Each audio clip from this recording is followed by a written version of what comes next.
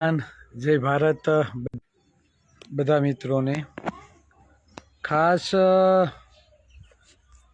Live थवानुं कारण ए के शिक्षित समाजना आगेवानो शिक्षित युवानो ज्यारे पोताना समाज माटे लड़ता होय छे तो दरेक पासानी ते परख करता होय छे अने नजर राखता होय छे क्या समाजने फायदो थाय छे अने क्या नुकसान। तमे न्यूज जोया हशे के आरक्षण बाबते दिनेश बांभणिया बिन अनामत वर्ग ने स्थानिक स्वराज्य में 10% आरक्षण मळे अने जे ओबीसी ने स्थानिक स्वराज्य में जे आरक्षण आपेलू छे तेमना विरोध में अने बिन अनामत वर्ग ने 10% आरक्षण मळे तेना माटे सुप्रीम कोर्ट में अरजी दाखल करेली छे। ज्यारे आपणा समुदाय ने तो ख्याल ज नथी खरेखर आरक्षण थी समाज ने शुं फायदो थाय छे। हजी बधा एवा मशगुल छे नथी ज्यां समय फाळवવાનો खोटो समय व्यर्थ ज्यां करवानो छे त्यां ज करे छे। जे शिक्षित युवानो जे आजे तमे जोव छो जे समाज आर्थिक रीते सुखी अने संपन्न छे तेमना समाजना घणा बधा होस्पिटलो यूनिवर्सिटीओ उद्योगपतिओ मुख्यमंत्रीओ सारा सारा खाता लईने बैठेला मंत्रीओ जेना समाजमांथी आवे छे ते आजे स्थानिक स्वराज्य में 10% आरक्षण मळे ते बाबते प्रयत्न करी रह्या छे अने लड़ी रह्या छे। ज्यारे आपणे शुं करीए आपणा हकनुं छीनवाई रह्युं छे छतां अवाज उठाववा माटे गण्या ग्याठा आगेवानो छे। जे लोको समाजना मतनो उपयोग करी राजनीति में प्रभुत्व धरावे छे तेने समाजनी कांई पड़ी नथी। समाजनी भागीदारी माटे समाजनी समानता माटे योग्य अवसर माटे अवाज नथी उठावता ने जे लोको पासे बधुं ज छे छतां आरक्षण माटे लड़त लड़ी रह्या छे।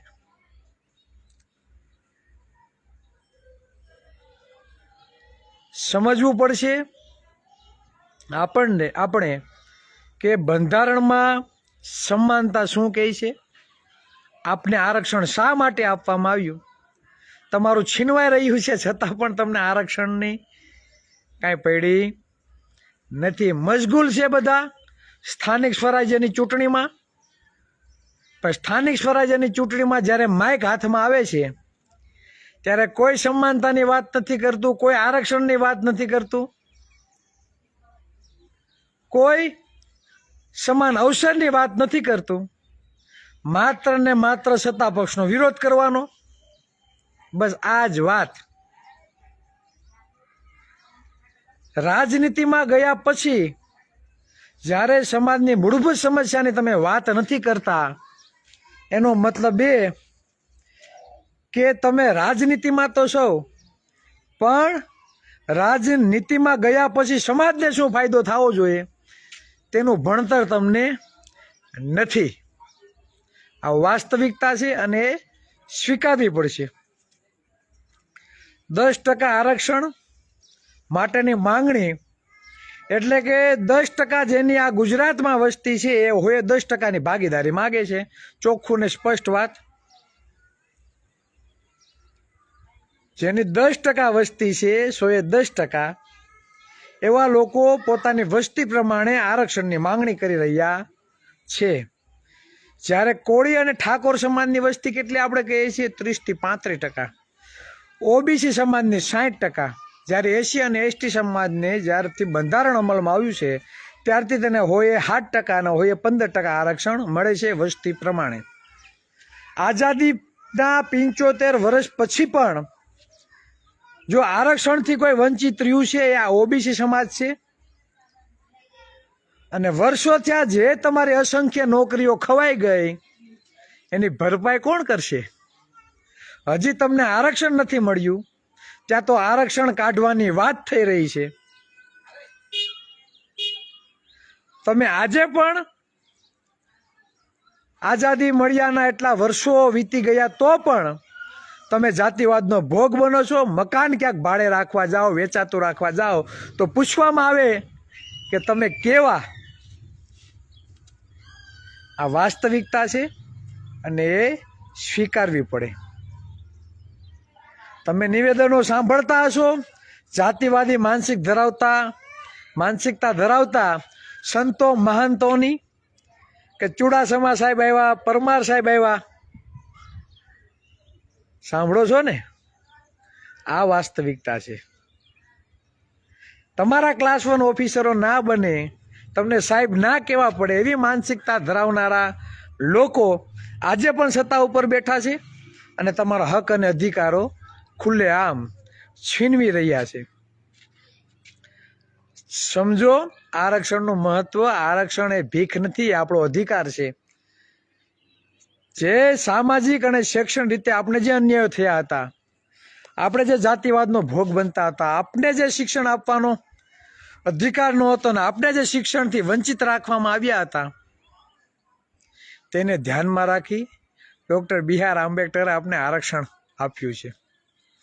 અને આજે આપણે એ જ આરક્ષણનું મહત્વ સમજતા નથી.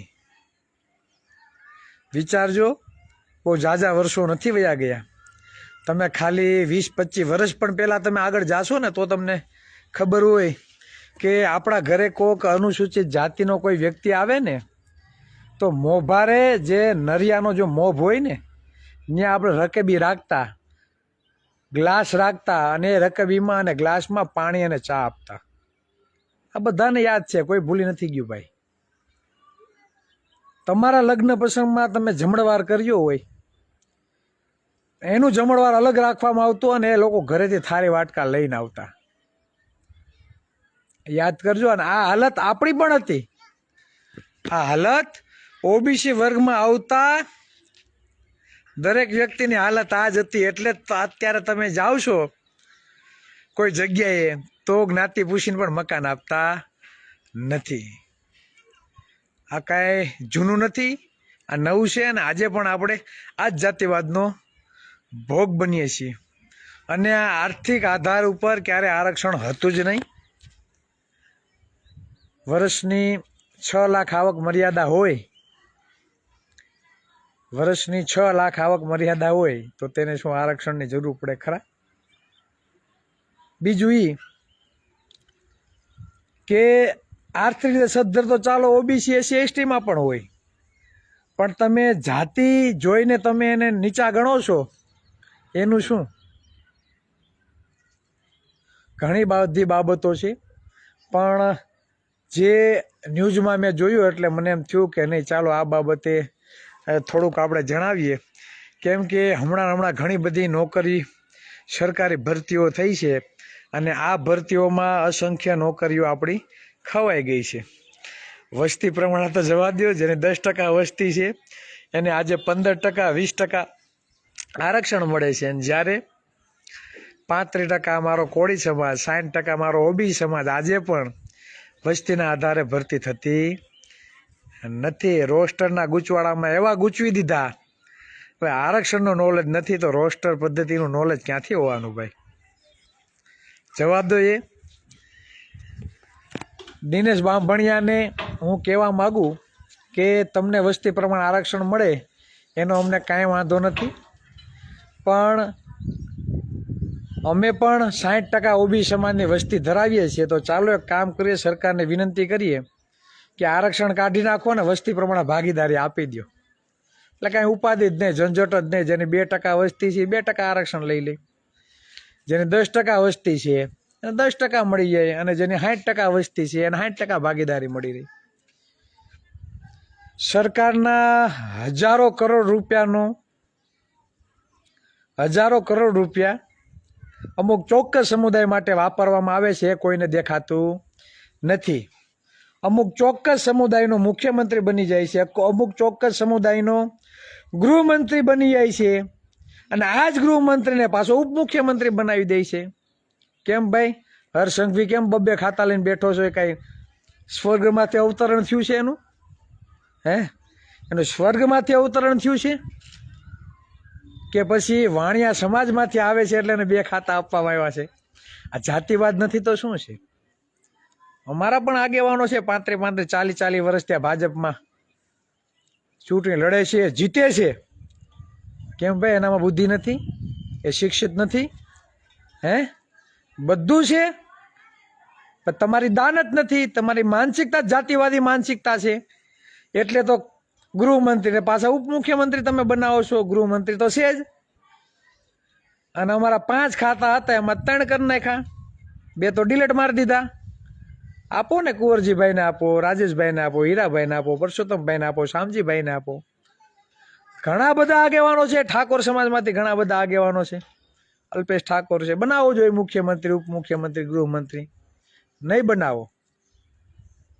કેમ કે જાતિવાદી લોકો ભાજપમાં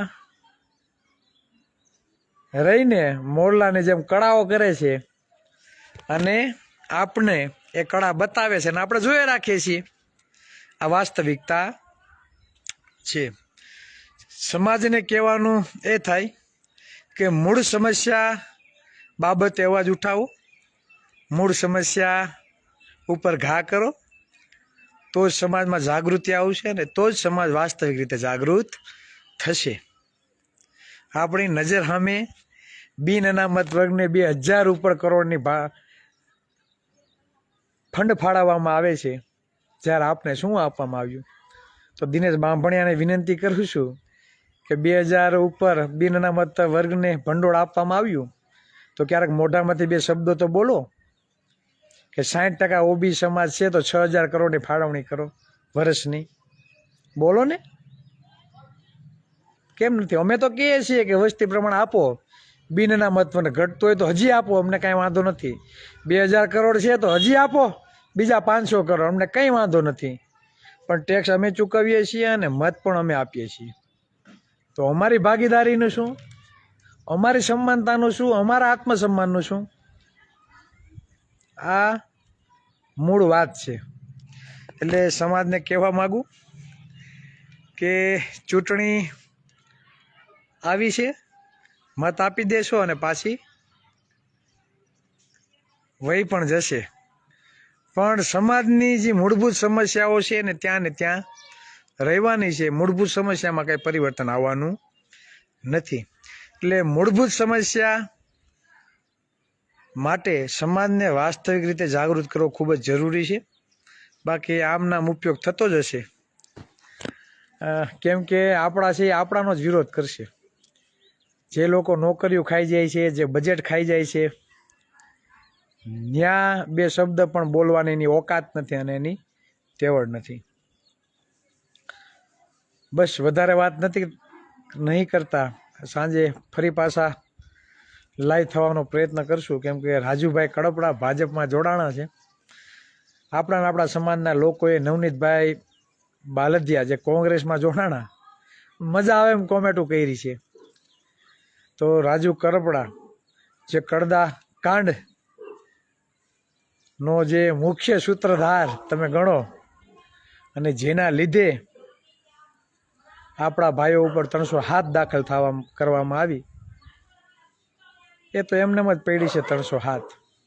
પણ આ ભાઈ ભાજપમાં સેટલમેન્ટ અમને કરી લીધું. તો રાજુભાઈ કડપડા વિશે પણ 2 શબ્દો કંઈક બોલજો, બરાબર? તો અમને પણ એમ લાગે કે નહીં છે સમાજમાં પણ જે નવનીતભાઈ વિશે પણ બોલે છે અને રાજુભાઈ કડપડા વિશે પણ બોલે છે. પણ ઘણા બધા અંધભક્તો હોય કે નહીં, જે સમાજ કરતાં ભાજપને વધારે પ્રેમ કરે છે અને કદાચ ભાજપ હારે ઘરઘી ગયા હોય, બરાબર, એને સમાજના જ લોકોનો વિરોધ દેખાય, એ બીજા કોઈનો વિરોધ નહીં કરે.